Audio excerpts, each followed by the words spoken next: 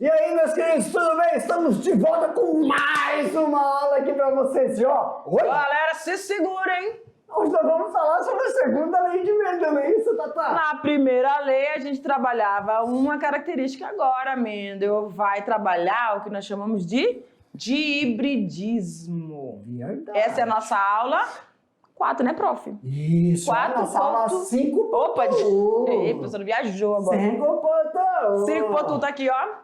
5.1. Vambora.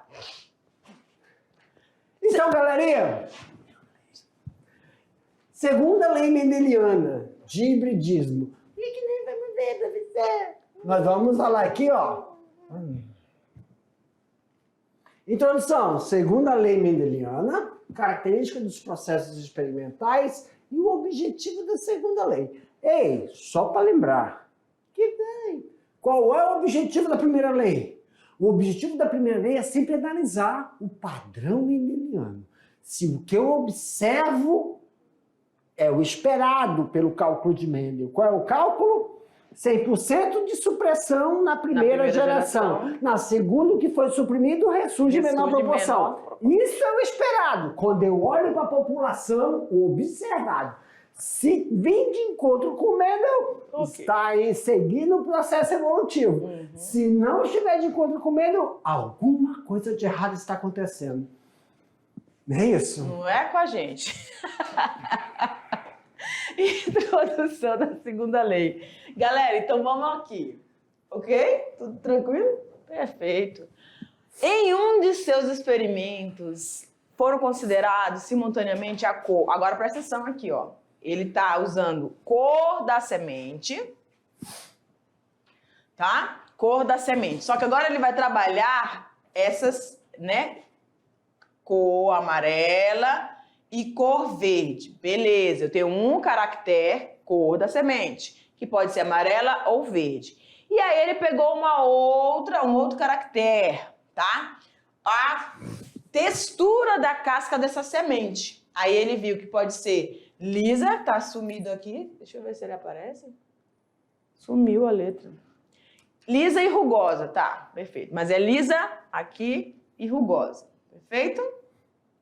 Então agora ele tá trabalhando com 2 caracteres ao mesmo tempo. E isso quer dizer que quando esses caracteres se unirem, né, quando você tiver lá o genótipo desse indivíduo, você agora vai ter que trabalhar com os parezinhos de alelos para essas 2 características, tá bom? Então vamos lá. Desse cruzamento, no cruzamento então dessa geração P, que era a geração pura, ou a gente chama de geração parental, com traços dominantes, aí você tem amarelos e lisos, né? Esses são os caracteres dominantes identificados por Mendel. Como foi que ele identificou isso? Porque ele tinha lá a geração P, dos puros, tá? E ele observou que na geração F1, todos os 100%, todos os descendentes nasceram o quê, professor Jefferson? Amarelos e com a textura lisa. O que foi suprimido agora nessa geração? O caractere verde e rugoso. Perfeito? Então, se essa característica desaparecer na geração F1, o que ele compreende ainda é baseado ali na primeira lei? Que esse caractere verde, a cor verde e a textura rugosa, né? É igual a pelezinha da pessoa quando tá de idade, vai ficando tudo sequinho, murchinho. Então, essa característica rugosa e verde era a que ficou suprimida na geração F1. Professora, mas se a gente viu lá na primeira lei que ela vai aparecer, então quer dizer que isso vai acontecer também aqui? Sim, né? Vamos embora, então. Aí você tem aqui a gente vai lembrar uma observação que o professor Jefferson fez na primeira aula. Lembra que ele falou lá da... Proporção 1 para 2 para 1? Proporção genotípica, né, professor? Sim. Ele falou da proporção fenotípica, Não foi? Foi. E aí ele também deu aquela proporção lá na primeira lei, que é de 1:2:1. O que significa esse 1:2:1, professora? Que significa que o homozigoto, né? Aqui o heterozigoto e aqui o homozigoto. Eita, professor, quase não sai, ó. O recessivo, homozigoto recessivo. Tá bom? Primeiro homozigoto dominante, heterozigotos e homozigoto recessivo. Perfeito? Professora, mas agora aqui a gente está trabalhando com duas características ao mesmo tempo, né? Então eu peguei aqui, ó, dos 100% que nasceram amarelas e lisas, ele realizou novamente o processo de autofecundação dessas famílias que surgiram dos puros e começou a fazer e obteve essa proporção aqui. Eita, prof, agora mudou. Você tem a proporção de 9:3:3:1. Olha como esse caractere verde rugoso aparece bem pouquinho. Ou seja, a proporcionalidade dela é muito pequena. Mas você tem também uma com caractere recessivo, que é o verde, com uma característica dominante. E você tem uma característica de cor dominante com uma característica de textura recessiva. E você tem indivíduos com as duas características dominantes de amarela e lisa. E, obviamente, há características recessivas aqui, de verdes e rugosas. Tudo bem? Então, por que tem esses 16, professora? Porque você vai ver que ele colocou... Ele era muito organizado, né, professor? É que os 16 é porque são probabilidades, são 16 probabilidades. Cruzamentos que você vai fazer, né? Descendentes. Pois é, cruzamento. A probabilidade são os descendentes. A probabilidade de eu ter são 16. Pois é, num cruzamento, a proporção desses genótipos serem cruzados de 16 padrões, né? Aí a gente vai ver o que vai acontecer. Vamos lá. A interpretação da segunda lei de Mendel e a meiose. Objetivo. Pode ir, tá perfeito. Olha lá. Ele é doido, tá? Tchum. Você tem um indivíduo, a célula do indivíduo, que tem a característica amarela e rugosa. Lembra o que o professor falou lá, né? Da escrita, da representação, né? Então aqui está a vesão, que representa a característica que apareceu, foi sucumbida, né? Que era verde. Aí você usa o vesão suprimida. Eu falei o quê? Sucumbida. Não sucumbiu não, só ficou suprimida, ou seja, desaparece momentaneamente. Eita, tá. Essa imagem é muito interessante. Onde você tem a primeira aí dos parentais. Desculpa. Nós estamos vendo que um cromossomo é da mãe, o outro é do pai. Sim. Isso é muito importante porque os estudantes, às vezes, eles se confundem mesmo. Isso aqui, ó. Isso aqui é um indivíduo. Calma aí. Sim. Limpa tudo. Isso aqui é um indivíduo. Se esse aqui é um indivíduo, aqui, dentro dele, quem deu isso aqui para ele foi o pai dele. Quem deu isso aqui para ele foi a mãe dele. Certinho. E é assim. O que é meiose? É quando esse aqui duplica. Quando esse aqui duplica, ele fica assim, ó. 2. Quando duplica, fica 2. Aí, qual é o objetivo da segunda lei, tá? O objetivo é comprovar que os fatores segregam independente. Se é 1 ou 2. Então, eles segregam independente. Por exemplo, olha só. Esse aqui, ó, vai segregar independente do seu homólogo. Que esse aqui, ó, esse é homólogo dele. Então, da mãe. Certo. Porque, ó, característica do pai tá duplicada, a característica da mãe tá duplicada, ó, tá duplicada. Aqui não tá duplicado, porque ele não tá em divisão. Vamos lembrar aqui, para que a célula tenha um período de... vamos lembrar isso aí. Lembrar o quê? Aonde eu estou? Eu estou em gametas, eu não estou em célula somática. Eu estou avaliando uma divisão meiótica do testículo, lá nas células de Sertoli, ou no ovário da mulher, lá no óvulo. Significa que ela está produzindo. Da mulher é diferente, na biologia a mulher já nasce com todos os óvulos prontos, na metáfase 2. O homem não. Cada ejaculada que ele dá, ele produz novos espermatozoides. E fica onde, professor? Armazenado no epidídimo. Então, por exemplo, se é uma célula gamética, eu estou produzindo o que aqui? Espermatozoides. Isso aqui são espermatozoides. Espermatozoides, se eu estiver falando de homem. Aí, por exemplo, isso aqui é um indivíduo. Não está em divisão celular. Ele tem um cromossomo que veio do pai, um cromossomo que veio da mãe. A intéfase, né, que nós chamamos. Isso. Aí ele vai se dividir. Então a célula multiplica. Olha aí, o cromossomo do pai multiplicou e o da mãe multiplicou, que está dentro dele. Por que é chamado de homozigoto? Chamado de homozigoto porque as características são iguais. Perfeito. Tudo bem? E aqui não está mostrando, mas poderia acontecer de ocorrer um crossing over. Que o crossing over significa o quê? Quando um bracinho desse aqui bate num outro e troca para fazer o heterozigoto. Para fazer a variabilidade genética. Permitir a variabilidade. Isso. Aí o que acontece? São cromossomos homólogos. Então, esse cromossomo veio para cá e esse cromossomo veio para cá. Então, segregou independentemente. E depois ele quebra na metáfase 2. Quebra, separa, nós chamamos isso de anáfase. Aí esse cromossomo vem para um lado, esse vai para o outro. Só que o que a gente percebe? Sempre vem um, são dois. Tudo bem? E depois formam o quê? Os gametinhos. Os gametas. Então até aqui tá. Cada um. Aqui nós temos quantos cromossomos? 46. Aqui nós temos quanto? 92. Porque dobrou. Não é isso? E aqui a gente vai ter a metade, 23. Porque 92, 46, depois 23, a metade. Perfeito. É importante. A gente já falou aí sobre a questão da meiose, né?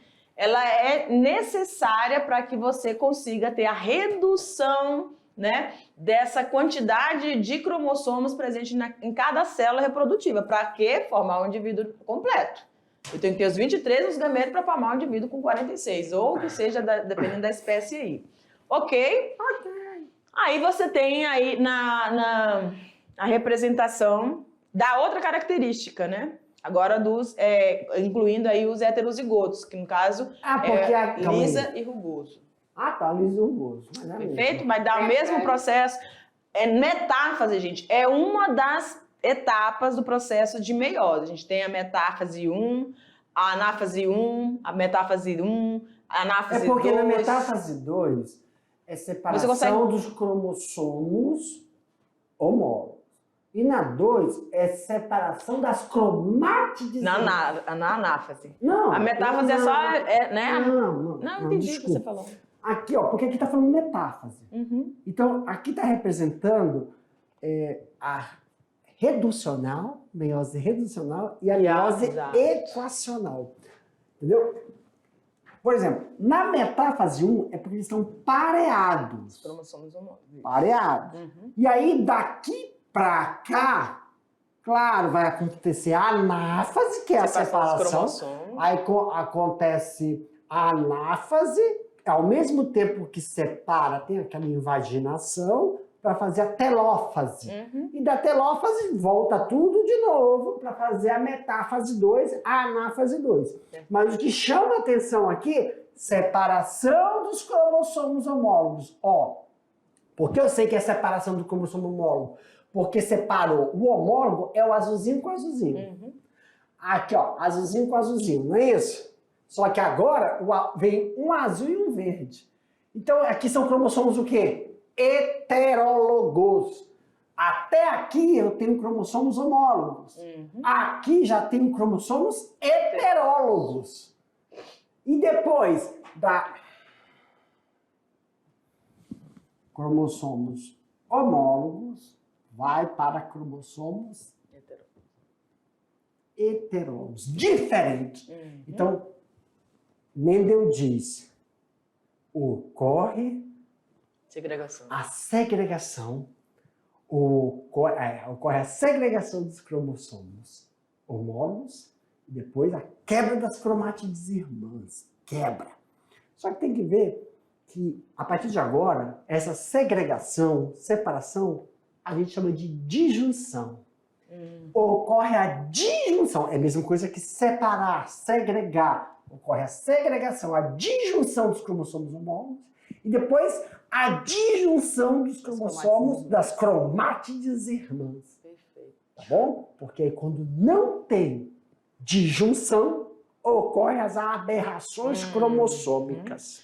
Perfeito. Isso tudo acontece rapidamente, vai acontecendo ali, fluindo no processo de reprodução. E a observação que a gente falou lá para vocês, né? Quando a gente falou sobre os cariótipos, sobre o mapeamento genético, aqui se dá a importância de compreender esse processo para você não ficar perdido no meio do caminho. Ai, por que aconteceu isso? Por que acontecem essas aberrações? O professor bem falando aqui. Quando essa disjunção não acontece, ou quando esses cromossomos não têm o mesmo tamanho, ou seja, não são os 12 cromossomos metacêntricos, telocêntricos ou acrocêntricos, eles têm que ser iguais, porque senão vai faltar aí para poder fazer essa leitura, tá bom? Tá bom.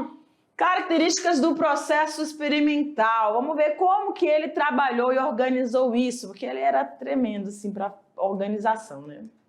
Então, você tem ali um indivíduo masculino com a característica amarela e lisa e o indivíduo com a característica verde e rugosa, tá bom? São os puros, os parentais, que vão gerar agora, tá? Aí a gente coloca o genes aqui, tá? Ai, cadê o outro? Faltou. Tá ali, tinha que estar ali o Rzão. Vou colocar, não por isso. Tá certo? Então, o macho tem esse genótipo. Vzão, Rzão. E a fêmea tem o Vzinho, Rzinho, de verde, rugoso. Perfeito. Aí a gente vai colocar os gametas do macho, né? Então, ele só vai gerar gametas VR, maiúsculo. E o indivíduo feminino vai gerar indivíduos, somente gametas Vzinho, Rzinho. E aí, aqui tá aqueles 16, lembra que a gente mostrou para vocês? Pode contar os quadrinhos aqui. Então, você vai organizar essa tabelinha, vai identificar os gametas, quais são os gametas que são produzidos, aí você vai colocar justamente nessa sequência aqui, ó. Os machos, né, prof? Sim. Pessoal, e aqui as fêmeas. Nessa hora a gente sempre observa aí, toda vez que você cruzar puros de fatores diferentes, o caráter é aí também diferente. Toda vez que você cruzar, a descendência é o quê? Toda heterozigota. Só que aí é dihíbrida.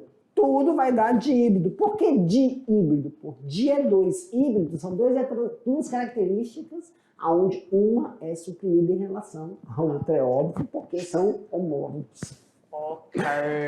Aí você vai fazendo o cruzamento, tá? Tudo Vzão, Vzinho. Então vai dar tudo o quê?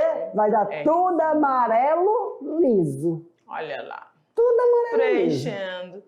Porque os gametas não tem pra onde correr. Ou é Vzão, Rzão e Vzinho, Rzinho. Então você vai cruzar esses gametas, vai ficar tudo amarelo toda essa geração. Que geração é essa aqui?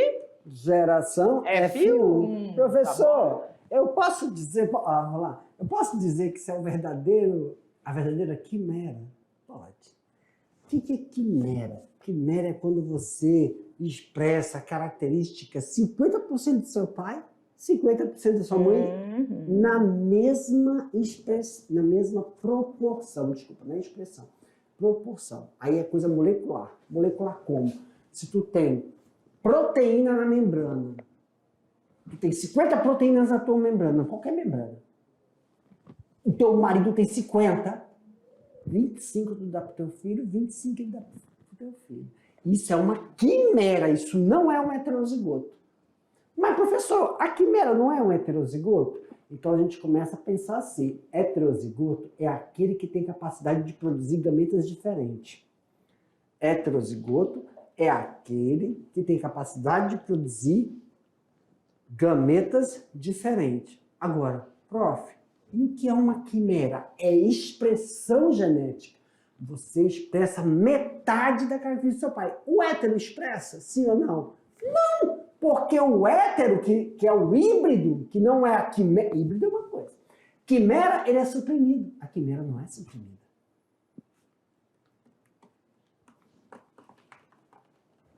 Professor, que relevância você faz na minha vida? Eu mostro a cara. Vem cá! Aí, meu tio! Muito simples, meu querido. Uma coisa bem...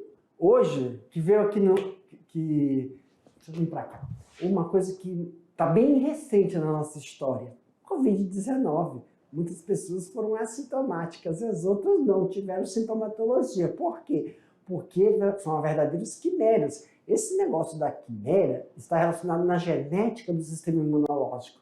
E sabemos que tem mutações nas quais pessoas elas não expressam sintomatologia. Se expressam, são sintomas leves. Muitos estudiosos estão verificando esse tipo de alterações no IL-6 e IL-10, que são as interleucinas do sistema imunológico, ok?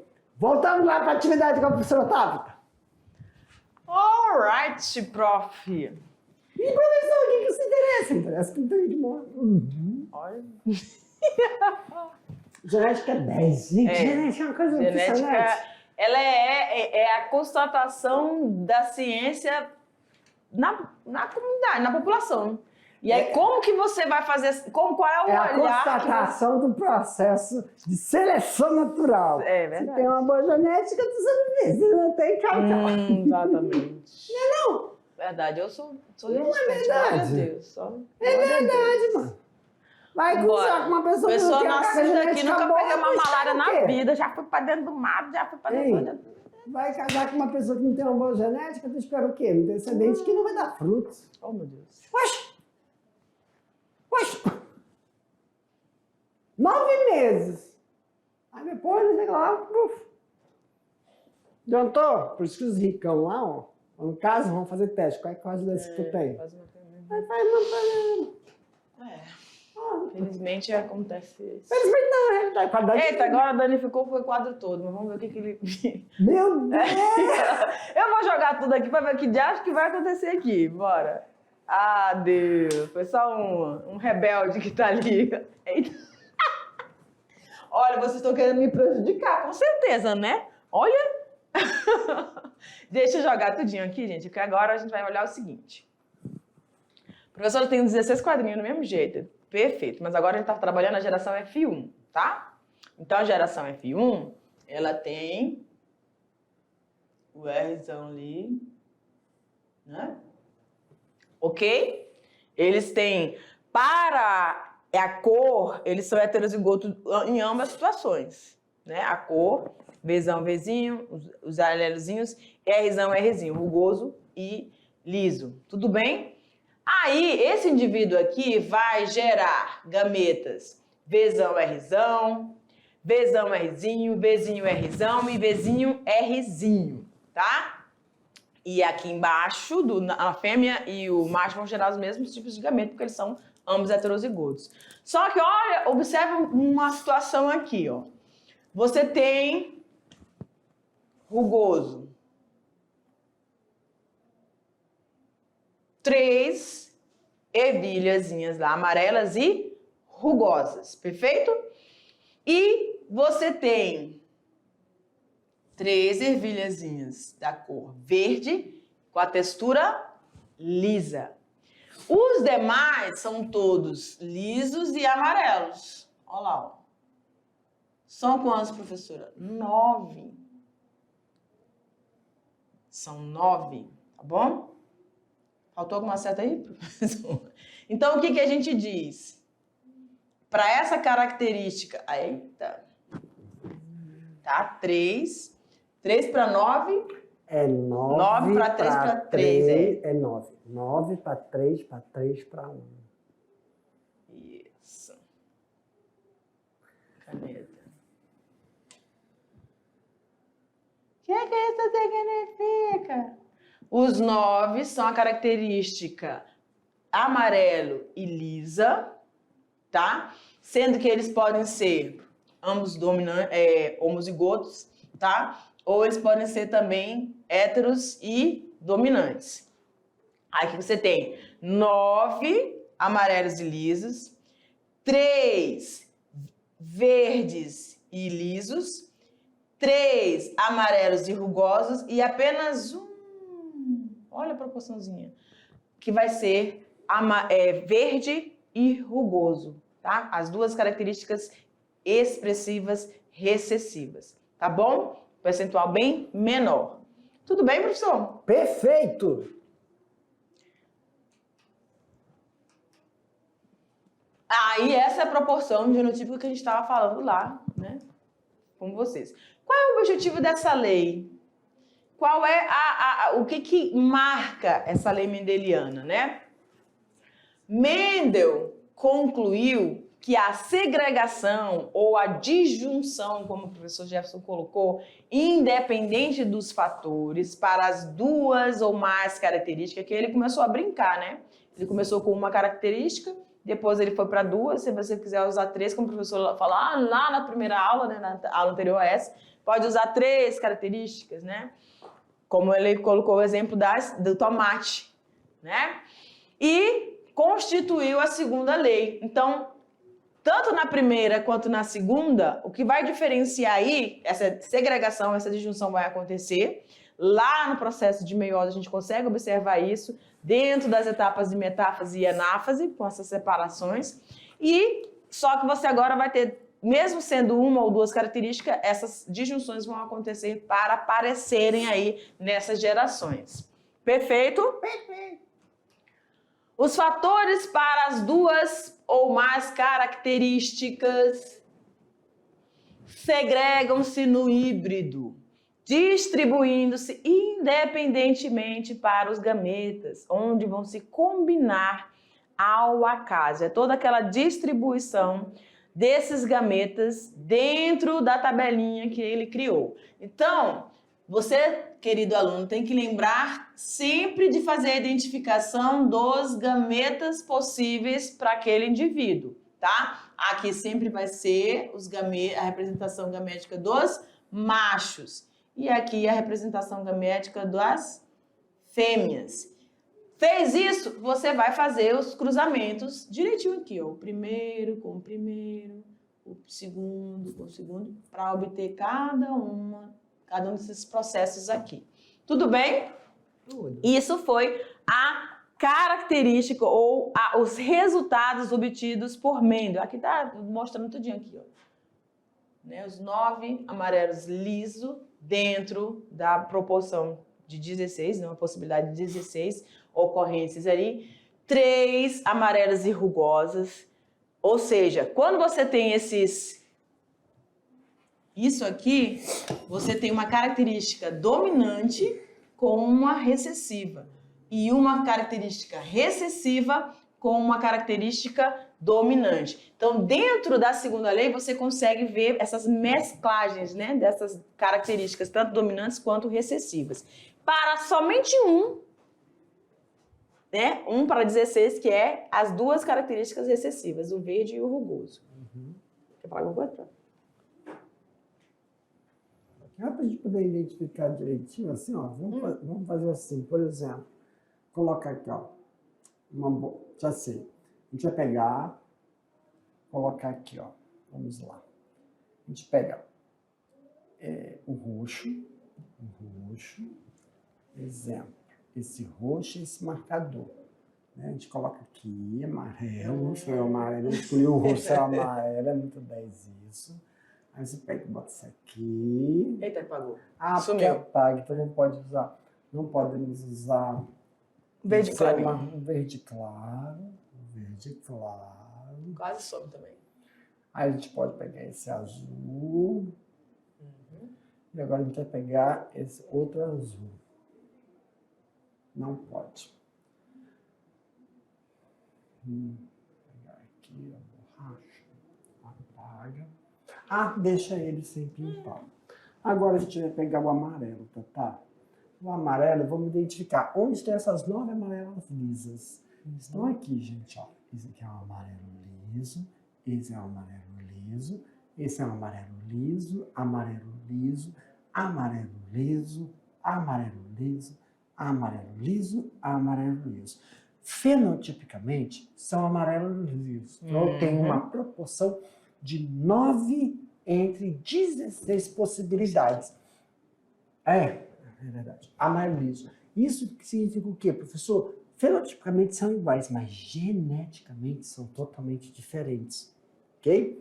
A gente vai. 1, 2, 3, 4, 5, 6, 7, 8, 9. Perfeito. Agora nós vamos para o verde. O verde que são amarelos rugosos. Amarelo rugoso, que é aqui, ó. Amarelo rugoso, amarelo rugoso e amarelo rugoso. Então dá 1, 2, 3.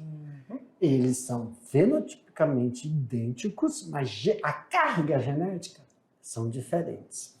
E a proporção de verdes lisas. Que já a verde lisa, vamos lá. Verde lisa, sumiu, mas é verde lisa. E aqui, verde lisa. Perfeito. E somente um fica verde rugoso, tá? Professor, qual a importância disso na nossa vida, no nosso dia a dia? Pessoal, o que a gente está vendo aí? Nós estamos vendo fenótipos iguais com potencial genético diferente. Então, quando você está aí na sua casa, vamos lá. Quando você está na sua casa, você tem seu gado e você não consegue diferenciar seu gado, a sua porca, gado, leiteiro. Eu quero que aquela novilha, quando deixar de ser novilha, se transforma numa vaca, tenha o mesmo potencial genético da mãe de produzir ou ela tem que produzir, chegar no mesmo litro de leite por dia, quantidade, ou a mais, nunca menos. Então isso pode fazer uma seleção. Que aí, por isso que você vende, eu vendo aquela novilha cara, por quê? Porque eu garanto que quem comprar ela vai conseguir manter, apesar de ela apresentar fenotipicamente uma coisa tão idêntica à vaca que não tem essa capacidade. Mas o que interessa não é o fenótipo, é o genótipo. Viu? É muito diferente de nós humanos. Nós nos preocupamos muito com o quê? Nós nos preocupamos muito com a nossa aparência.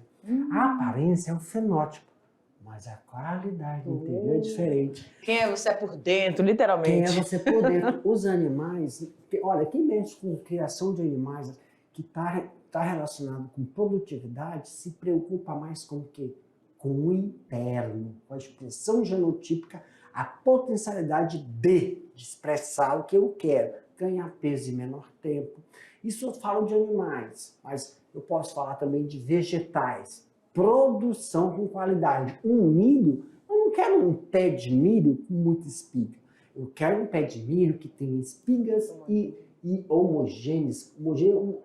Os grãozinhos todos homogêneos. E é só isso que eu quero? Não. Eu quero que eles sejam tolerantes. Eu quero que eles sejam resistentes a doenças. Eu quero que aquela vaca, aquele bezerro, eu quero que aquela cabra, aquela galinha, além de manter a qualidade, olha só, professor, Mendel contribuiu com o quê? O que ele só está falando com a segunda lei? A segunda lei fala, você pode sim fazer o cruzamento e falar assim, a monohibridismo, conseguir um padrão de fazer aquela novilha, quando se transformar numa vaca, ela produzir tantos litros de leite. Para quem não é da área, pessoal, quem não é do campo aí, novilha é o animal virgem, que ainda não pariu. Quando ela para, ela deixa de ser novilha, é uma vaca, vai produzir leite. E aí, ela mantém o leite. Qual é a outra característica que eu quero? Resistência à doença, que ela não fique debilitada. Aí já tem outra característica genética. Professor, aí isso tanto animal como vegetal. Tolerância, resistência. E para nós, na genética? Tem a genética comportamental. A genética comportamental é quando o indivíduo... Mas aí você vê aquele negócio, uma coisa é o caráter, outra coisa é a índole. Então, sabe, as pessoas, o caráter, é o que você vê, é o comportamento da pessoa. Aí a pessoa fala assim, né, que nós temos várias máscaras. A gente pega essas máscaras, quem estuda isso, para quem se interessa aí que está no 3º ano, sabe? Que vai falar assim, poxa, professor, vou fazer psicologia. Dentro da psicologia, o trabalho de Mendel ajuda muito dentro da área da psicologia, da psiquiatria. Por quê? Porque tem que saber o que é, não é genético, né? O que é endógeno, o que você nasce com aquilo e o que é adquirido. Uma coisa é inata, o gene. Você nasceu desse jeito. Outra coisa é quando você adquire determinados comportamentos, porque nós somos influenciados por isso.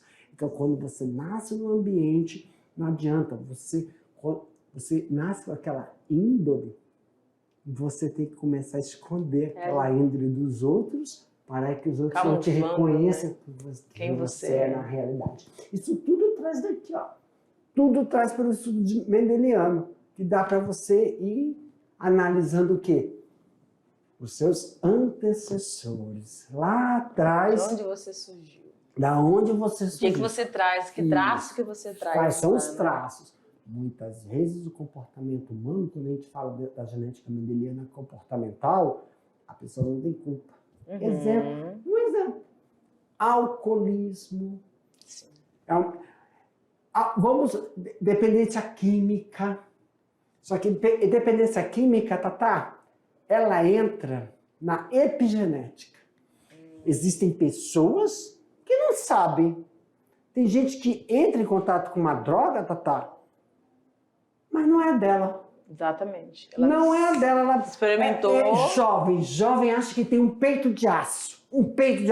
Ele acha que pode correr, ele faz coisas radicais, né? Mas depois a gente vai envelhecendo o quê? O que isso significa? Amadurecer. Quando a gente fala em envelhecer, é quando você já tem um filho, você sabe que tem alguém que precisa de você, você sabe que você não é aquele Superman, entendeu? O que você quer falar, professor? A pessoa pode entrar em contato com um determinado ilícito e não ser dela, porque é genético. Mas tem pessoas, isso é epigenética. Nunca bebi, nunca cheirei cocaína, nunca fumei maconha. Mas tu tem um gene que se você entrar em contato com determinada molécula... Ativa. Por isso que tem pessoas, tá, que a gente sabe. Pode fazer um podcast sobre o tio. Porque eu conheço um amigo meu que usa maconha, mas ele consegue fazer as coisas sociais. Ele consegue trabalhar, ele consegue... Que dizem aí que é a maconha do lazer. Mas tem gente que é a porta de entrada para a sua decadência. É a genética. Entrou, ele não... É inerente à vontade dele. É o alto. Ele perde o controle. Perde o controle. É dependência. Então, o que é a melhor coisa? Não entrar em contato com tem certos experimentos que a gente não precisa praticar. E adivinha, Tatá? Vamos botar em prática a lei mendeliana? Vamos saber que, em relação a drogas, ela é dominante ou recessiva se você entrar em contato. É só olhar para o experimento mendeliano. Dominante, 75. Recessiva é o quê? 25. Então, isso é o esperado. Vai para o observado na população. Quantas pessoas são dependentes químicas? Quantas pessoas você vê naquele tal da Cracolândia em São Paulo? Quantas famílias destruídas? A gente sabe que isso está de acordo com a lei mendeliana. Então é o quê? Dominante. É dominante. Se você vê quantas pessoas... Para você ser alegre, você precisa... É comportamental. Você precisa beber, mas você bebe. Associação. Alguns conseguem manter, outros não. E esses causam... Ele não causa a destruição só para ele, é a destruição da família. Então, isso, Mendel já prevê. Então, vem de encontro. Se vem de encontro, quem está selecionando, Tatá? O ambiente. Vai ter que esperar morrer. É isso. É o ambiente. Por isso que é o quê? Permitido. Estou falando de álcool. Não está falando de droga agora é álcool. Estourou de novo. Estourou de novo. Não, Aqui, meus queridos! Ei, não se preocupe, não. Daqui a pouco a gente volta para fazer aquele bate-bola, jogo rápido, tá bom? Ficamos É aqui isso aguardando aí, vocês, galera. gente. Tchau. Tchau.